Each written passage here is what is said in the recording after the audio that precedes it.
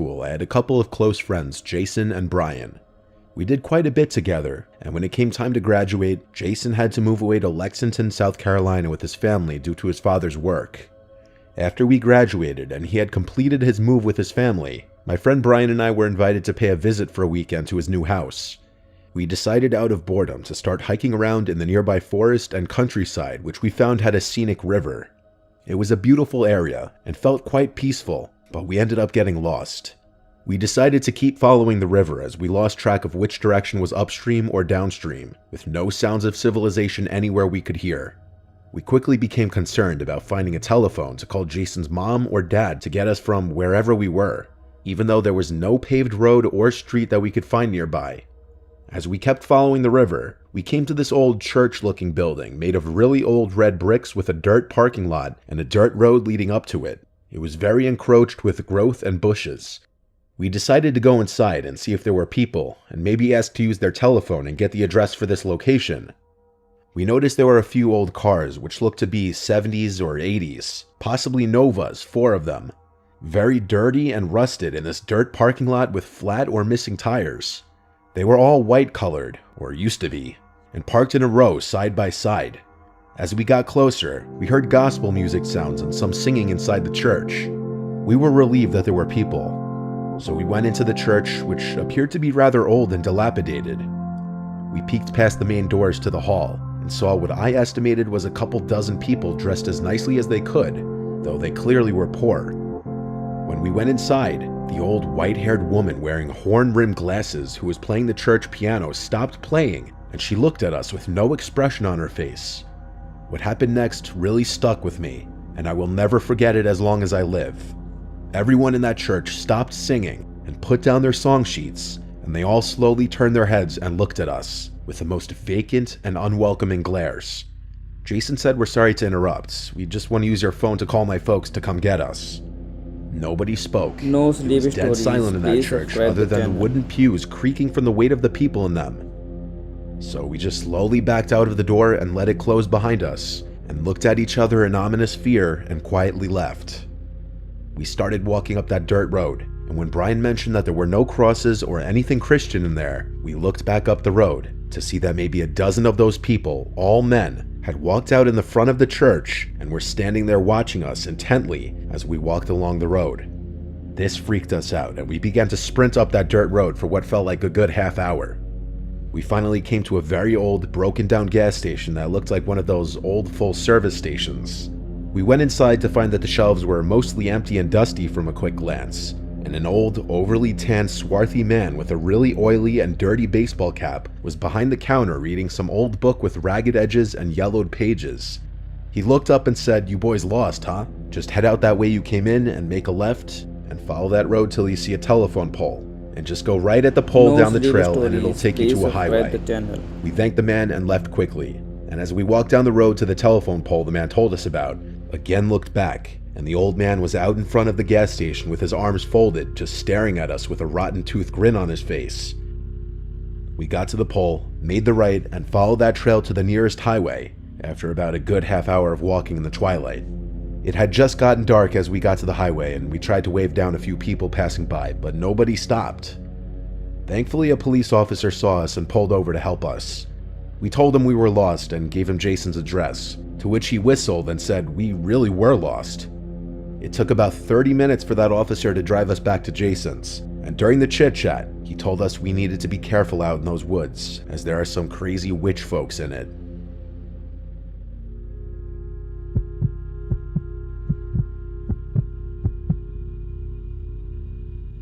A long time ago, I'm talking like 8 years ago, 2 friends and I, James and Sean, did something really stupid.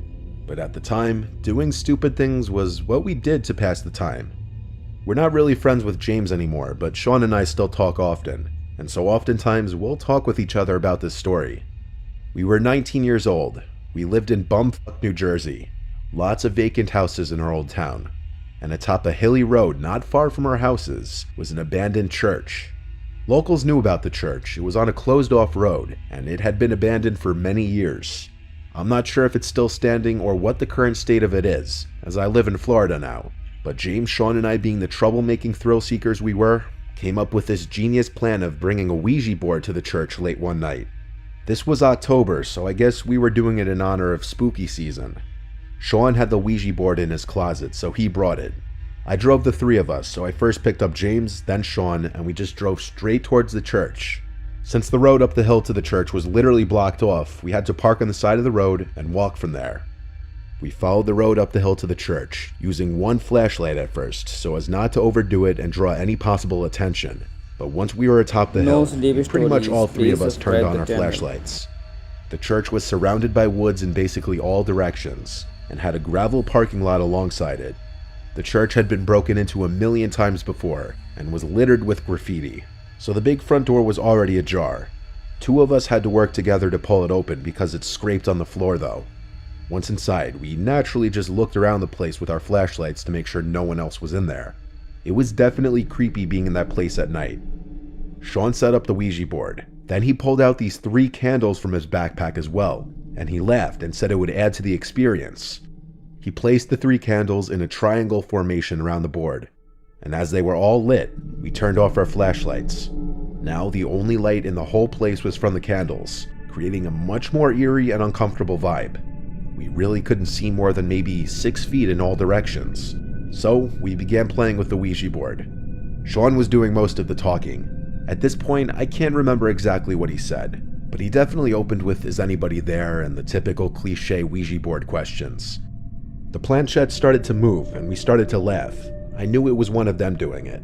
I feel like it's not possible to play with a Ouija board with your friends without someone jokingly moving around the planchette. We went along with it though, and whoever was moving it spelled out a few words. As this was going on though, we heard a weird crack type sound come from the altar of the church. Best way I could describe it is it sounded like a big piece of wood cracking in half. It was loud and it sounded like it was done by someone. We all jumped in reaction and hurried to shine our phone's flashlights in the direction of the altar. There was no one there as far as we could see. I think both of them were just as freaked out as I was after that. But the place was old and falling apart, so some weird noises here and there didn't seem that crazy. So we kept going. Please subscribe the channel. We all took turns asking the board questions, but the planchette was no longer moving. I think because that crack sound freaked all 3 of us out and now we were taking it more seriously. This went on for some time, until another sound from the altar area broke the silence again. But before we even had time to shine our lights over there again, something landed on the Ouija board, causing all of us to jump and scream. It was a rock about the size of a golf ball. All 3 of us just had our hands on the planchette 2 seconds ago, and there was no way any of us could have done that. We all 3 got up and ran back out of the church screaming, leaving the Ouija board and candles behind. We ran all the way down the hill and back to my car, and fearing we were being chased, we didn't stick around. I drove us all back to James's house, where we just sat in the car for a good half hour talking, wondering what exactly just happened. Sean is very religious and superstitious as well. He was confident we had reached a spirit of some kind. I don't really believe in any of that stuff. I believe there was someone else in the church with us, which I find to be equally terrifying. Sean went back to the church the next day with James to get his Ouija board back. And to make things even stranger, the Ouija board was missing, but the candles were still in place. When they saw it was missing from the entrance, they decided to just leave right away. This remains to be the single scariest experience of my life.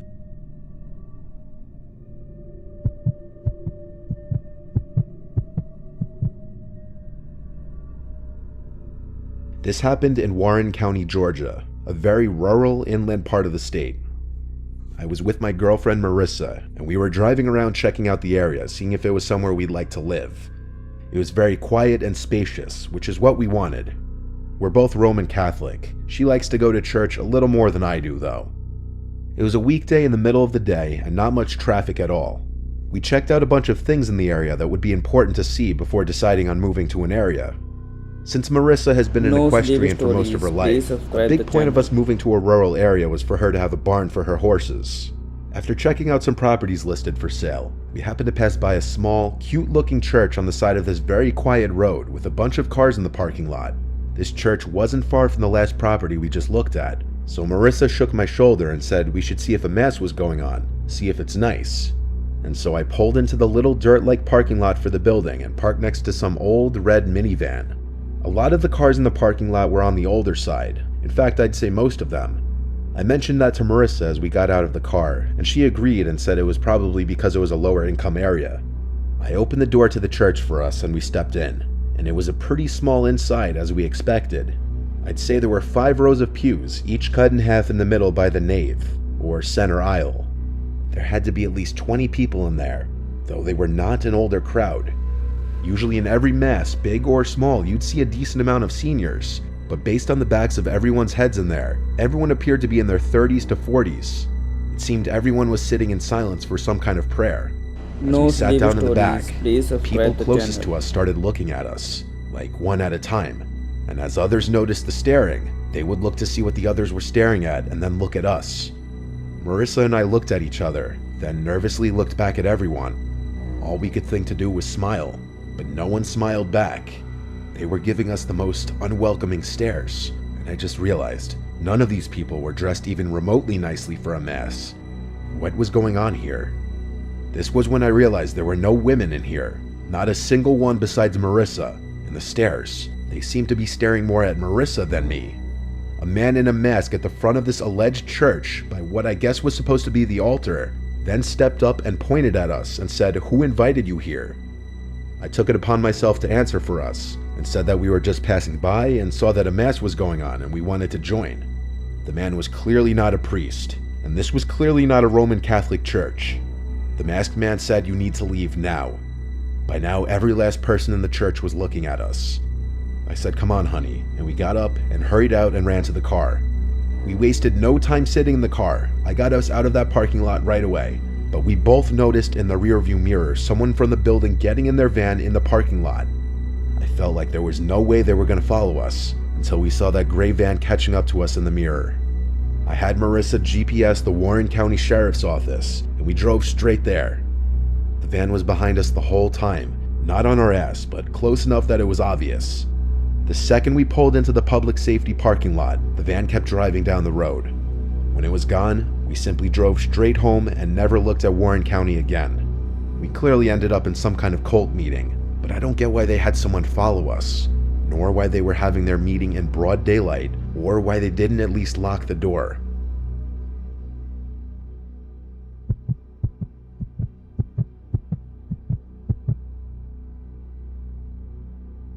When I was a Cub Scout, we would always have our meetings somewhere in a Catholic elementary school, whether it was in the school gym or in one of the adjacent rooms. I was like 8 years old when this happened, and it was disturbing. But before I get into why I'm telling you that, let me start from the beginning. It started a few days earlier when I was at Mass with my mom and my brother like we'd go to every other week. We usually would be late, so we'd either sit in the back or stand by the doors if there were no seats. Today, we sat all the way in the back corner. My mom and then brother entered the pew first. I sat on the end. At some point during the Mass, I noticed an older man with glasses and a white mustache who was standing against the wall to the left of me looking at me. As I glanced over, he smiled, and I still remember vividly the stupid, creepy face that he made as he was trying to be funny. But I was 8, I wasn't a toddler. It felt weird and uncomfortable. I did my best to look away, but I could see him keep looking over to me every few seconds. I looked back at him, and once again, he made another weird face that I assume he was making to try and be funny. It just came off as weird again.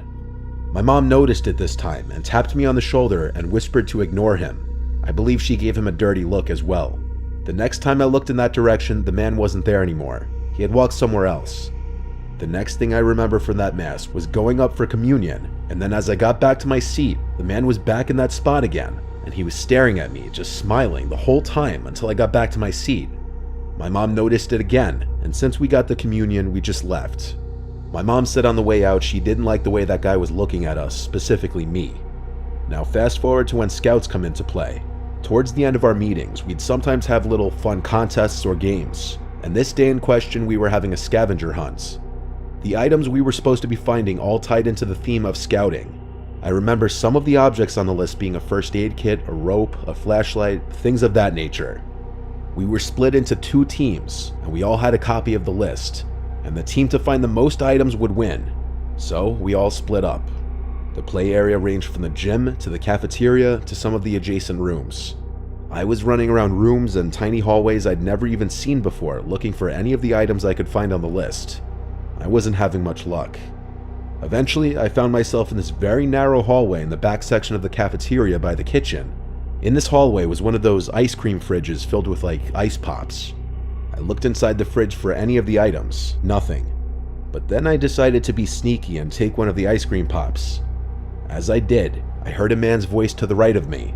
I looked over and saw that man from the church a few days earlier, walking over to me smiling. He said something like, "Don't let them see you taking that." He shut the fridge door and grabbed my hand and told me he had some better treats in the back where the kids aren't allowed. I broke my hand free from his grip and tried to walk away scared, and he grabbed my wrist this time tightly. I turned to him and he went, "Shh, calm down." I yelled help, and he let go of me and said, "Stop it." I ran back to the gym and told the Cub Master what happened. Thankfully, my Cub Master was an actually nice, caring man, probably because he was a father himself, and he told my mom about it. I told my mom it was that same man from the church, and my Cub Master would help my mom in reporting that man to the church. It turned out that that man worked for the church. I'm not sure what exactly he did, but he lived on the church grounds, which explained why he was there. What makes me sick, though, is that allegations came out against that man from an altar boy's parents, claiming he touched him inappropriately. The disgusting thing is, I can imagine what he was planning on attempting to do if I actually followed him to wherever he was trying to take me. I don't know if that man went to prison or what, but I know the church cut ties with him after this.